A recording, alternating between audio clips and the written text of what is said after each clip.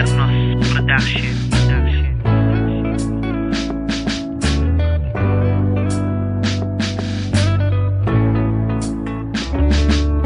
Dito sa Pilipinas, madami na ang kabataan na gumagawa sa hindi magandang paraan. Mga balawi sa lansangan, patuloy lang na dumadami. Paggawa ng masama, patuloy lang nangyayari. Mga bata sa lansangan, dapat sila nag-aaral, pero kahit sa umaga, hindi makapagalmusal. Dahil sa hirap ng buhay na ating nararanasan, kagutuman sa araw-araw lagi kong nararanasan. O bakit ba ganito ang buhay sa Pilipinas? Hindi ba nakikita ng mga nasa itaas? Ang bawat isang pamilya, isang beses lang kumakain. Bawat piraso ng barya, kahirapan kung kitain. Kailan nga ba magbabago ang sistema ng Pinas? Bakit nagbubulag-bulagan ng mga nasa itaas? Sana makita na namin ang matuwid na daan, para ang katulad kong mahirap hindi nasasagasaan. Dating sundalo sa Pinas, bakit sila nagre-rebelde? Kaya madami rin nadadamay na residente. Mga Pinoy sa na bakit sila nagpapatayan? Ano ba talaga ang kanilang pinaglalaban? Ubusan ba ito ng lahi ng mga Pilipino? Kaso sa mga pagpatay tako silang tumistigo. Kasalanan din ito ng mga nasa itaas, dahil gumagawa sila na sarili nilang batas na hindi karapat dapat. Kaya ang Pinas ay naghihirap. Mga Pinoy na walang aseso kahit palang kung sumika. Iba politiko wala tigil kumangurakot, paulit-ulit para lang walang katakot-takot. Kaya ang Pilipinas ay hindi nagbabago, dahil mga nasa itaas wala din pagbabago. Sana ngayong taon mabago na ang Pilipinas, para tayong lahat hindi dalasin ng banas.